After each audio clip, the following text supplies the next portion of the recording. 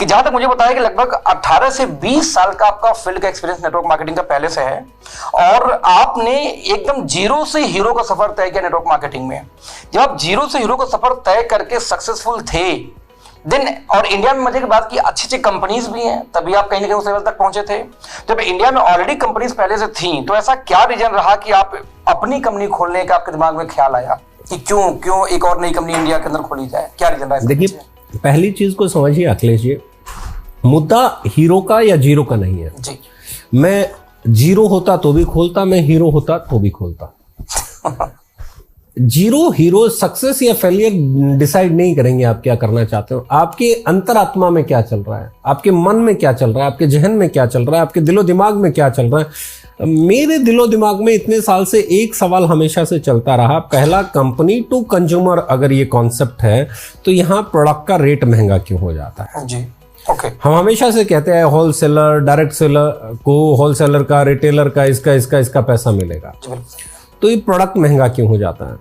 और इस सवाल का जवाब जब आप ढूंढने जाते थे ना, तो एक ही जवाब मिलता था कि भाई जहां से आपको प्रोडक्ट सस्ता मिलता है पे आउट भी वहीं से ले लो। हाँ।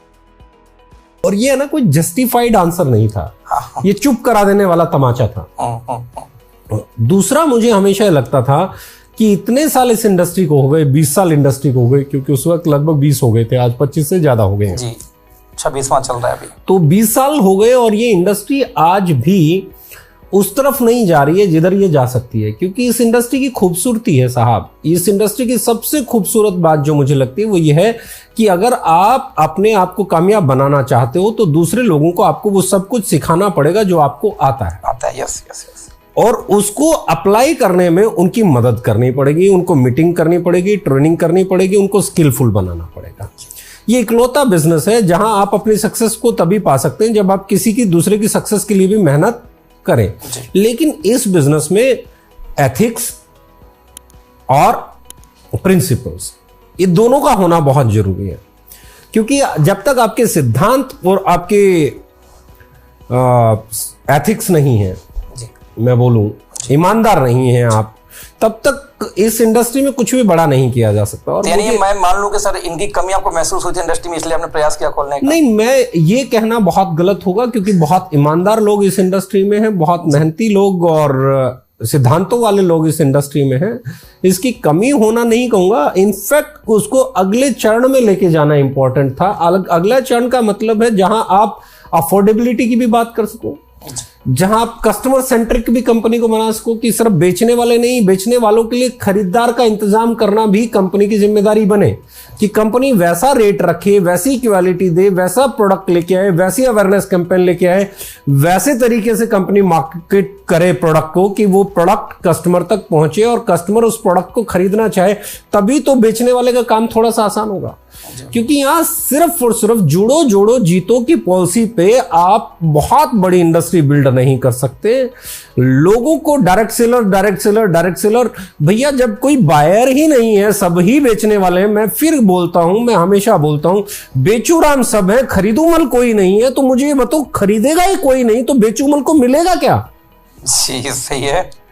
तो मेरी आइडियोलॉजी में कुछ एक चैलेंजेस जो मुझे लगते थे इस इंडस्ट्री को लेके, जैसे ओवर प्राइसिंग एक है, maximum direct sellers, minimum customer base, इस इंडस्ट्री का एक बड़ा चैलेंज है। और तीसरा जो है, स्मार्ट वर्क के नाम पे लोगों को सेल करने को चीप बिजनेस समझा देना। मतलब सेलिंग बिजनेस में हो, पता नहीं कैसा माइंडसेट है स्मार्ट वर्क। मुझे आज तक ये नहीं समझ में आया स्मार्ट वर्क की परिभाषा क्या है। स्मार्ट वर्क, जो बिजनेस आप कर रहे हो उसे कितना स्मार्टली कर सकते हो। अब आपका स्मार्टली करने का तरीका क्या है जिससे आउटपुट ज्यादा आए? आउटपुट कस्टमर बेस से आएगी या बेचने वालों से आएगी?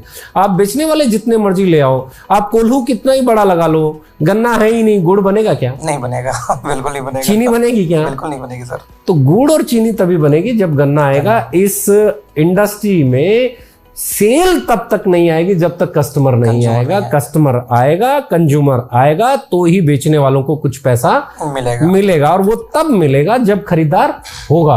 वरना क्या होगा, आप कमाते रहो, खरीदते रहो, कमाते रहो, खरीदते रहो, आप ही खरीदार हो, आप ही बेचने वाले, और खुश होते रहो, आज मैंने बेचा, आज मैंने खरीदा। यानी कि जो मैं कंक्लूजन निकालूं तो जो आपकी आइडियोलॉजी ये थी कि जो अभी तक इस मार्केट से अछूता था कंज्यूमर बेस कोई कंपनी नेटवर्क मार्केटिंग में भी नहीं दिख रही थी। आई थिंक उस गैप को फिल करने के लिए आपने एफर्ट डाला कि अपनी कंपनी खोले, ऐसा कुछ? देखिए, जब आप किसी ऑर्गेनाइजेशन को शुरू करना चाहते हो तो आपके दिमाग में दो चीजें चल रही होती है। एक तो ये चल रहा होता है कि we will do something better, definitely sir, और दूसरा ये भी चल रहा हो सकता है कि वी विल अर्न मनी। जी बिल्कुल। तो यहाँ पे पर्पज इज वेरी इंपॉर्टेंट कि पर्पज क्या है आपका पर्पज सिर्फ पैसे कमाना है जी, या पैसे कमाना है, या सही के साथ पैसे कमाना है, या इंडस्ट्री को बेहतर बनाते हुए, बेहतर दिशा में ले जाते हुए एक जेन्युइन प्रॉफिट जनरेट करना है। तो पर्पज इज वेरी इंपॉर्टेंट। हमारा पर्पज क्या था कि जो चैलेंजेस हमें नजर आते हैं, चाहे वो ओवर प्राइसिंग है, चाहे वो डिस्ट्रीब्यूटर मतलब एक्सेस में सेंट्रिक हो जाना, कस्टमर सेंट्रिक नहीं रहना, चाहे फिर मैं बात करूं राइट मोटिवेशन की बजाय स्किल्स पे जाना, चाहे मैं बात करूं कि रॉन्ग प्रमोशंस को हटा के एथिकल प्रमोशंस और जेन्युइन और साइंटिफिक प्रोडक्ट्स को डेवलप करते हुए आगे बढ़ना। तो ऐसी बहुत सारी चीजें थी जो मुझे ऐसा लगता था कि हम कर सकते हैं। और जब कर सकते हैं ना, तो आप किसी को समझाने जाते हो या आप किसी से डिस्कस करते हो तो वो कहता है अच्छा आपको इतना ही आता है तो फिर खुद ट्राई कर लो। तो समटाइम्स क्या होता है, फिर वो खुद ट्राई कर लो की फीलिंग 2-4 बार सुनने के बाद जहन में ओके आ जाती है। यानी कि कहीं ना कहीं इंडस्ट्री ने फोर्स किया कि जाओ और खोलो, प्रूफ करो अपने आप को। नहीं, इंडस्ट्री हर किसी को फोर्स करती है और कोई भी इंडस्ट्री फोर्स करती है। चैलेंज हर किसी को मिलते हैं, कुछ एक्सेप्ट कर लेते हैं, कुछ नहीं करते हैं। तो फॉर मी ऑर्गेनाइजेशन को बनाना मेरा मतलब पर्पस था ही नहीं। लेकिन हाँ, ये जरूर था कि मैं इन मुद्दों पे जरूर डिस्कस करना चाहता था। मैं ओवर प्राइसिंग को लेके कंसर्न था, मैं कस्टमर सेंट्रिक ना होने को लेके कंसर्न था, मैं क्वालिटी, पैकेजिंग और प्राइस तीनों का एक स्टेशन पे नहीं होने को लेके, एक प्लेटफॉर्म पे नहीं होने को लेके कंसर्न था। मैं जो शोबिज इसको बना दिया गया था इस इंडस्ट्री को लेके उसको कंसर्न था, क्योंकि ये शोबिज एक ऐसी चीज है कि जहां जो कुछ कमाता है वहीं लगा देता है। कुएं की मिट्टी कुएं में लग जाती है। ये बिजनेस शोबिज नहीं होना चाहिए। बिजनेस है ना कस्टमर सेंट्रिक होते हुए डायरेक्ट सेलर को राइट एजुकेशन देके वो जो कमा रहा है उस कमाई को वो अपने घर पे बेस्ट तरीके से कैसे यूटिलाइज कर सके, उस पे होना चाहिए। तो ऐसा क्या रीजन थी कि आप दिल्ली में इतनी बढ़िया ऑफिस ले सकते थे, उसके बावजूद आपने अपनी ऑफिस से काम क्यों स्टार्ट किया? ऑफिस को लेके आने का पहला पर्पस सिर्फ ये था कि ज्यादा समय दिया जा सकता है,